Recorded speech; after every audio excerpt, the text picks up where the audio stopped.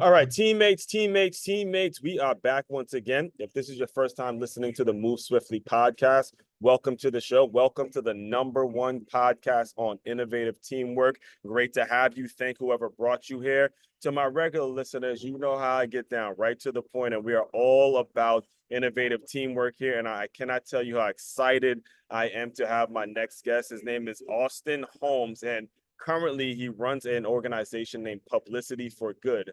However, before we get there, Austin, I want to give you the microphone for a second because it's not like you just woke up one morning and decided to build this organization. You actually spent time in the Navy, and one of the actual fun facts, the thing that really stuck out to me was you were actually a teammate of the one and only Tim Tebow in high school football. And let me That tell you, coming out early. this business was built off the lessons I learned on the football field. So I would love it if you can kind of just start there, and then we'll kind of work our way to the organization you run now. So the floor is yours, man. Yeah, when I was playing with him back in the day, I had no idea what success looked like, and I worked hard, but being on that team with him, and I think 21 of our guys went D1.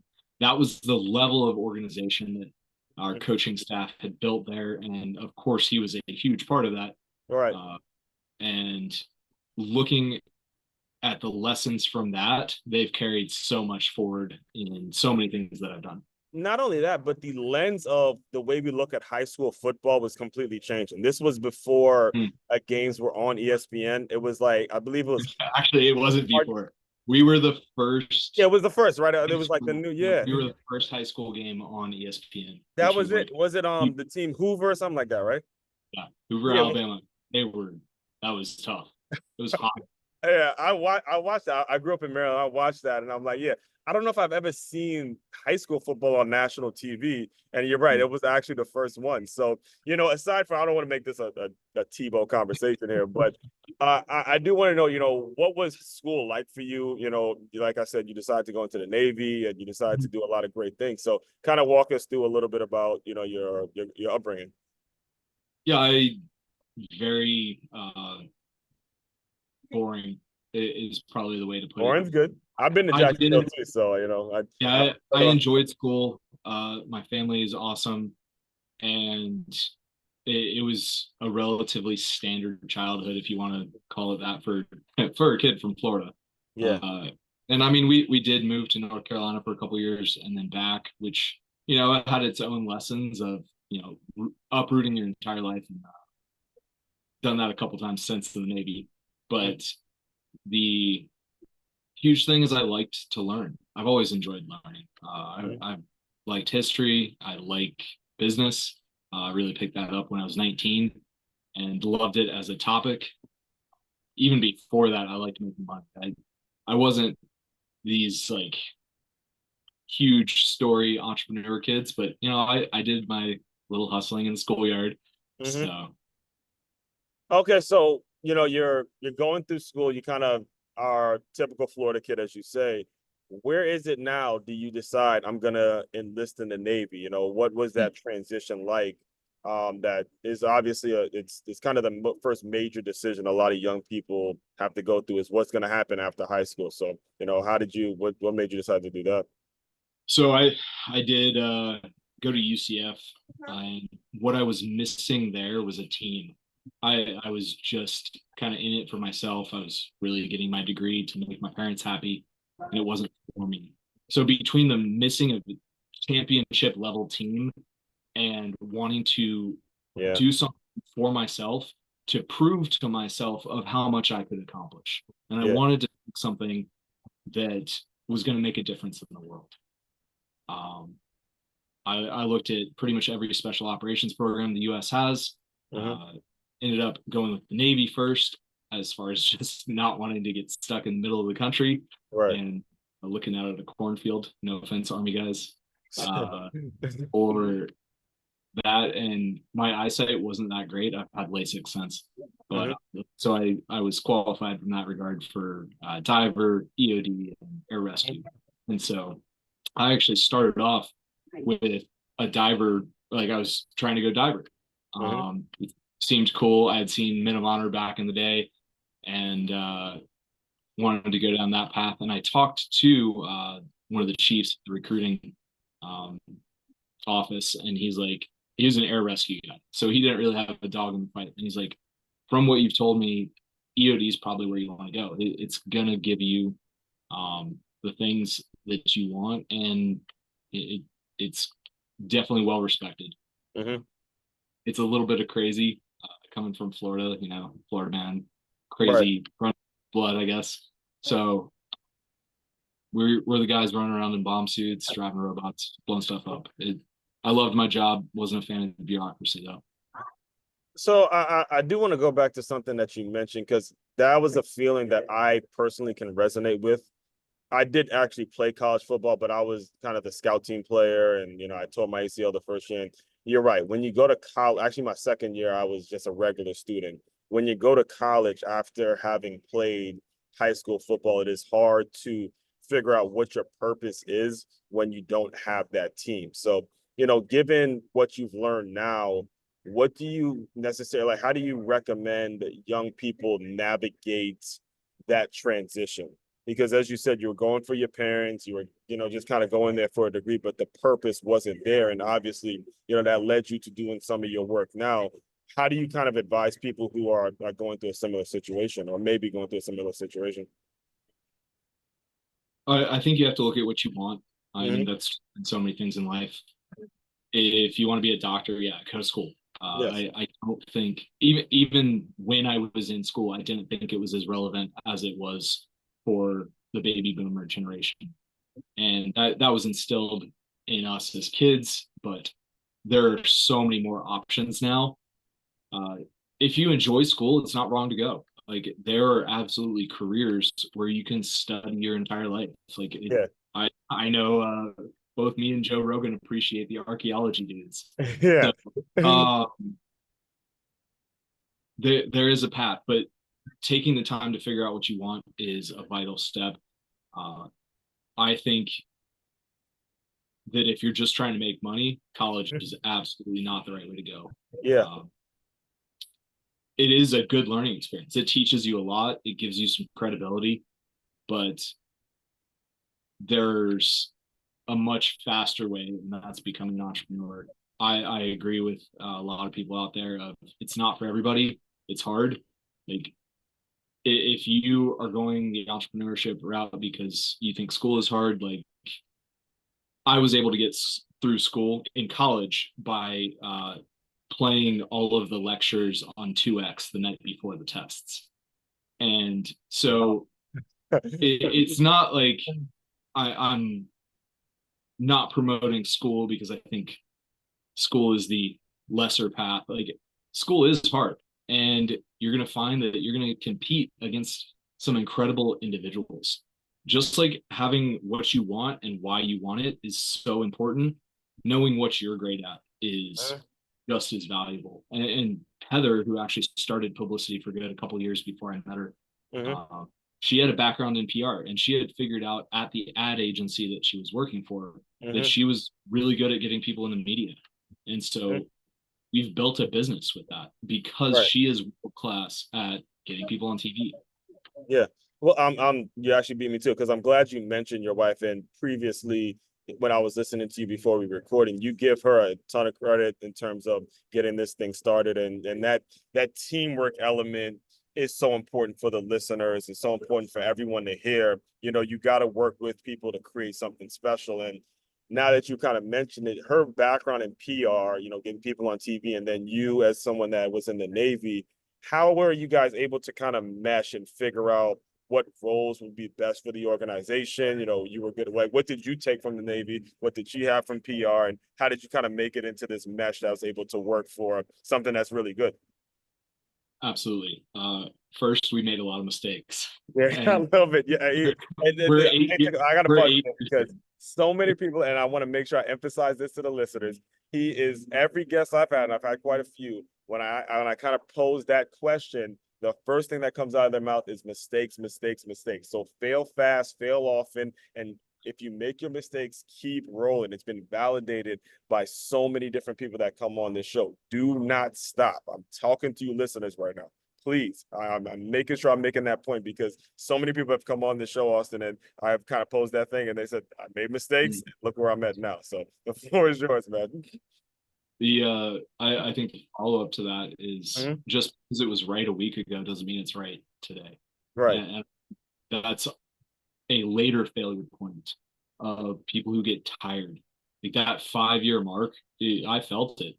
Hmm. Um, and yeah, going back to how we did it, we got a Yeah. lot of help. I'm sure this is a common point too of going out and getting help. We had somebody more or less build our systems out for us. Hmm. Uh, this is a couple years in even, but as we were growing, we knew we needed the tools to scale. And the system that we use is a lot like Traction. That's an Hmm. awesome place to start. You can go get Gino's book. It's $20 or whatever. It's probably $1 at the Goodwill at this point Hmm. because there's so many of them out there. And that's using a system like that that's really popular. You have a lot of support. You can go find a coach specific for that. I know Grant Cardone has some really good coaching stuff, Hmm. and obviously depends on your industry. But going out getting help, like right now, we're being mentored by Dave Meltzer, and Hmm. it's awesome to hear his Yeah, I've perspective. heard of him. And it, I'm getting to the point where I know his answer ahead of time, and it's Yeah, he's just good. like I know what you're saying. Build a community. Got Hmm. it. And he's right. Yeah. Like every person that's in your life, you can take lessons from, Hmm. and there's also the lesson that you have to get some people out of your life. Right. We don't have to worry about that very much, but we've seen it in the community a whole lot. What else did we do to grow and scale? Right, that's the question. Uh, we tried a lot of different things. We got help, not Right. just mentors Hmm. and coaching and the online courses galore, but on our team, we've had a tremendous amount of help getting to where we have in business. Right. So you mentioned something that again is very valuable for people to know is understanding the power of systems. I myself too have a coach. I hired a coach. I'm part of a group coaching program. And one of the things he constantly says is your system should be working harder than you. You should be doing what you're great at, and your system should be just rolling and rolling and rolling, just like actually how we met when it comes to Pod Match. For the longest time, this show was just a solo episode show because I wasn't tracking down guests anymore. I got too tired of doing that shit. And Pod Match comes and it allows me to again get back to what it is I'm doing and bring guests on. So as you're in your discovery phase, what did you guys start to realize? Look, I'm good at. I know how to do this well. Let's figure out a way to get a system in place to take care of the other stuff. Any kind of examples in which you can kind of provide there?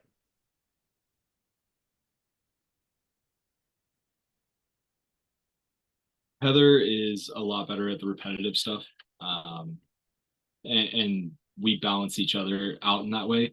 But Hmm. if you had doing lead gen, it would never happen. Uh, Right. Whereas Heather hasn't hired very many people out Hmm. of the 100 or so that we've employed over the past 8 years, and most of that's on me. So it's a good test that you can go out, and there's a bunch of free versions, is the disc profile. It's Hmm. not a personality test, it's a behavioral profile. So if you take it like, or take it from the perspective of, hey, this is how I act at work, it's a really good way to identify where you should be working. It'll tell you, hey, these roles in a company might be really Hmm. good. Another one that we used is Wealth Dynamics. This one is Hmm. not free. I think it's like $100.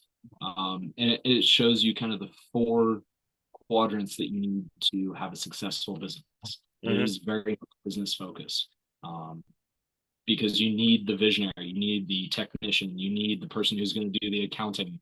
Hmm. I don't know what person's called, but it's not me. Uh, Hmm. and so there's a lot of resources that does a lot of that work for you. And I'm sure I haven't done it with AI yet, but I'm sure Oh you can man, yeah, have, that's have coming, AI bro. It is have coming. AI. have it tell you what you should be doing. Mm-hmm. Another good kind of tool that you can use to judge what you should and shouldn't be doing is, do you like it and are you good at it? Mm-hmm. It should be pretty easy to tell if you like something. Right. And when you're doing something 100 times in the business, which is most things, because it's very repetitive, Right. you find out pretty quickly if you enjoy it. Because I do like hiring and interviewing. Mm-hmm. Do I love sifting through applications? Not as much. Right. So I tend to get help with that. Mm-hmm. The kind of order of what you're trying to take off your plate first is going to be what you're bad at and what you don't like. Like, find that stuff and get rid of it. Go and Yeah. hire today, even if you're pre-revenue. Find somebody. Find your mom. Find your best friend's Mm-hmm. cousin. Whatever it is, get Yeah. help and get that stuff off your plate. And you're going to be amazed at how much mental energy you Yeah. get back. And for me, that's becoming a huge part of what I do, is Right. just thinking about how do we move forward. And I can even say, in this moment, I'm a little stuck, and it's super easy when you have this clear vision and you can say, hey, I'm moving forward in this direction. But when you come to those points where you're just, in the day to day, and you know Mm-hmm. what the plan is, and you know it's going to take some time, like, that's a little rough, honestly, for me, Mm-hmm. to not say, hey, this is the next step, this next step, because it Yeah. doesn't feel as much like we're moving forward. Even though, if you look back a month ago, you Mm-hmm. can see progress. If you look back 6 months ago, Yeah. it's Right. so uh, making sure you take time for perspective. Some Mm-hmm. friends of ours out in Washington gave us one of the best things of advice, of they take a quarterly trip and just like shut it all off. Yeah. Everything. It's harder to do that with kids, but Yeah. we've taken a couple trips Right. in the past couple of years and just shut it off. And Mhm. you come back from that with clarity of vision. As Yeah. long as your intentionality is definitely another whole Yeah. part of it. But yeah, that actually that part you mentioned about shutting it off is a very valuable piece to it, because you want to be working, you don't want to be in the business too much. You kind of want to make sure you're leveraging certain things, and you can't do it when you're so stuck and knee deep into it. And the other point you made about outsourcing stuff, I actually had another business mentor who, like me, just hates having to post on social media. So he's like, look, eventually I'm going to get a teenage, one of my boys or somebody to do it, and just let them roll with it. And I, just like him, couldn't stand it. But then there was Opius clips that I just plug that thing in, and it just shoots out all the clips, and I don't really have to look at it at all. So, with that, I do want to make sure we at least get into what Publicity for Good is all about. I want to give you the mic for a second to just talk about who you serve, who's like an ideal client for you, and what's kind of the journey that you take them on, and how you fix their problems. Absolutely. Public relations has been something Heather's been doing for 12 years, and she's done a bunch of different aspects of that. What we focus on is media relations, meaning we get our clients in the media. Mm-hmm. And that's evolved so much over the past 4 years to include podcasts, to include digital article placements. There is so much going on in the industry, and Yeah. it's not stopping. Uh, Huh. just as much of a change that happened with newspapers over the previous 20 years has happened in the past 5 in PR, because we're seeing that traditional media shift. And I don't see it going away, just like radio never went away. Mm-hmm. But there's so many new opportunities and new ways to reach people. And that's really what it's about. It's about reaching people and getting in front of the people who already know you more, so that they're reminded of you. Mm-hmm. And that's going to drive your business forward in a very practical way. Right. uh, it's fun to watch when somebody does a local TV segment, and their sales spike for the following hour. Mm-hmm. Those little data points are cool.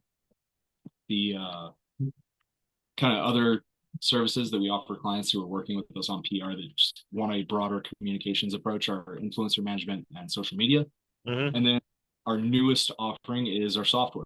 It's in closed beta testing right now with some clients. and it's going to. I like what one of our other mentors has said about it. Of we're aiming to be the Uber of PR.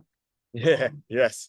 So it's a way to make PR service more affordable, because that's the Right. number one complaint or objection, whatever you want to call it, Mm-hmm. when we're sales call is like, hey, I can't afford PR because it is expensive. You're paying for somebody's relationships, their Mm-hmm. expertise, and their time. Right.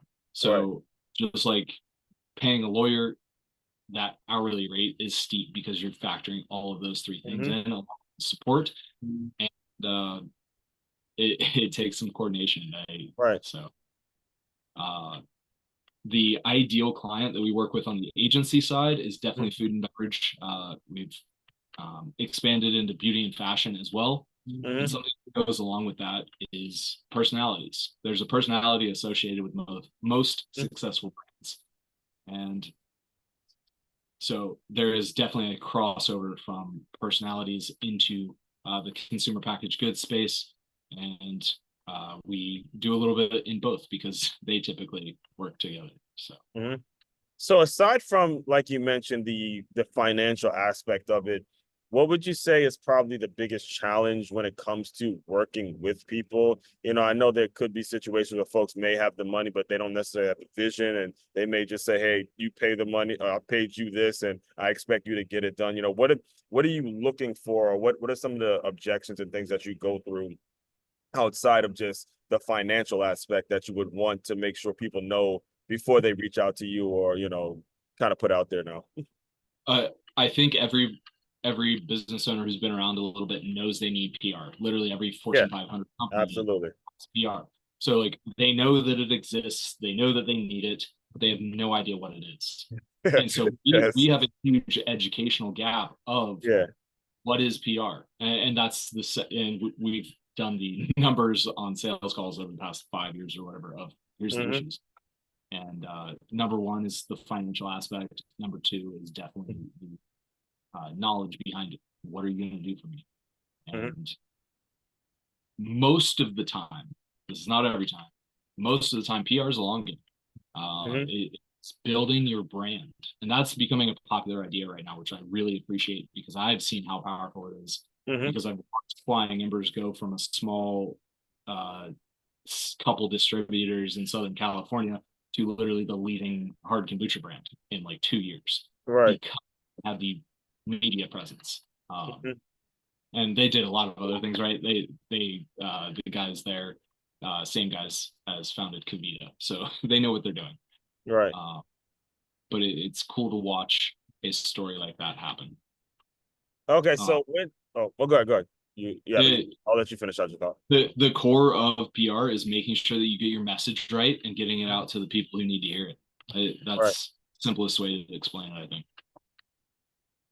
And like, it is important for you listeners, and it's a lot easier said than done, which is why I'm always telling you, you got to hire somebody to do that aspect of the work, because getting the message right is not easy because of the channels and everything that we've kind of alluded to today. Is there's so many ways of getting in touch with people. There's so many avenues. There's new this, new that, and getting your message right becomes an actual challenge. But I'm telling you from experience, when you get it right and you hire someone that's really going to grill you and get in your ass and say, this is the way you need to be doing it, this is how this is my years of experience, you will nail it every single time. And there's so much of a weight will be lifted off your shoulders, because you don't want to be that person that's just working and working and working, and you're wondering why it's not turning over. And it's all because, look, you're just saying the wrong thing to the wrong person on the wrong platform. That's it. You just got to shift your focus and give it to the right person on the right platform where they're going to listen to it. So, with all that being said, oh, go ahead. If you have a thought, go ahead. Yeah, I don't know if I believe the statement of like all press is good press, but there's Right. better ways to do press. Mm-hmm. And I think people would be surprised at how easy it is to get started at getting in the media and landing some interviews, especially on the local level. Like those guys are hungry for stories. They are Mm-hmm. reporting on a cat in a tree. So if you have a story that they want to listen to, and you need to frame yourself in the right way, but how are you giving back to the community as a business? There's so many angles, and that is a part of it. Is how are you framing your message? But getting out there is powerful, and it's just something you need to do if you want to move forward. It's really a great tool to separate yourself from everybody else. Yeah, and if you believe in your brand, you're gonna figure it out. If you do believe in it, you will pay the money. All right. I don't care if you actually believe. Now, if it's some hobby or something you want to just kind of do for fun, all right. But if you actually believe it's the work that you do and you have something that you can serve people with, you're going to find a way to come up with the money and get the message right, because it's going to be burning inside of you to where if you don't do it, then you'll feel like you're done. If you don't get it done, then you'll start to feel this tug like, man, I wonder if I could have done this or could have did that better. And that's a very important aspect to it too. So I I saw that, I'm not sure if is it a new software that you, because I want to know like what's the best way for people to get in touch with you now. I'm not sure if you're running a campaign or if you're like have a, because when I was looking at your email, I was like, is that like a new campaign? So I want to kind of give you the platform a little bit to tell people what's the best way to reach out to you now. And then what sort of the projects you're working on in the future. You can definitely find us all over the place on Yeah. social. I'm a Austin Holmes pretty much everywhere. My wife is either Heather DeSantis or Heather Holmes, depending on platform, or the Heather Holmes. She has a little tougher time with the whole name change thing. Okay. Uh, the the primary way to find us is publicityforgood.com, Hmm. and you can definitely get updates through that on all that Hmm. we have going on. And we have a bunch of free resources. Like, this isn't to plug anything. Like, we Right. have a minimum kind of revenue client that we want to work with. Hmm. And so we will totally give everything away before that. Hmm. Um, we want to help people. So, Absolutely, absolutely. I definitely appreciate you coming on. I do want to be very respectful of your time. And one of the thing I do to close out all the shows, Austin, is I want you to use your imagination a little bit. You are back a kid from Jacksonville, just a kid from Jacksonville. You're out there, you're playing ball with your boys. I mean, obviously you don't know Tim Tebow is going to be who Tim Tebow is. You're just out there playing ball, man. And I want you to pretend that that young man, that young Florida boy has come into the Zoom room. Just give him some words of encouragement, words about life, and we'll officially close. I started thinking about football and I got totally thrown off. I'm supposed to be wise in this moment. I think being intentional, thinking through what you want to do, not just going with the flow, Yeah, but thinking through, all right, this is cheesy, but where do you want to be 5 years from now? Where do you want to be 10 years from now? yeah. And I'll share a huge one for me was being a dad. And so that was one that carried through. And now we have two kids, another on the way. So we're excited about that. Oh man, But congrats, man. yeah, figuring out what you want and Mhm. then taking that and looking at reality. Hey, Mhm. what's it actually going to take to get here? Because you can say you want $100 million business, but if you're not willing to do the work to get there, then Mhm. do you actually want it? Right. So a great quote that I've used for a long, long time is people do what they want. And it's straight as simple. It's what you want, and one of the things again that really did attract me to your title was publicity for good. And money is only going to give you the ability to be exactly who you are and do exactly what you want. So lean into the good parts of you, lean into the parts that you know are good, and that should be how you aspire to make your money. And I love how you mentioned, look, being a dad, sometimes just being a dad is enough. That's enough. It's enough for you to have the drive. It's enough for you to wake We up in the morning, make your calls, reach out. Like all of that stuff could be enough. You don't have to be a damn, a famous millionaire. Actually don't have to be Tim Tebow, to be honest. So I know we started talking about it, but you just got to be exactly the parts that you know are good. So again, appreciate your time, man. Appreciate you coming on. Keep doing great work. Definitely gonna keep up with your journey and all that. Fellow thank you. teammate. Oh, good. You have something? No, I was just saying thank you. Yeah, my pleasure, man. My pleasure. Fellow teammates, continue to move swiftly. We will talk more soon.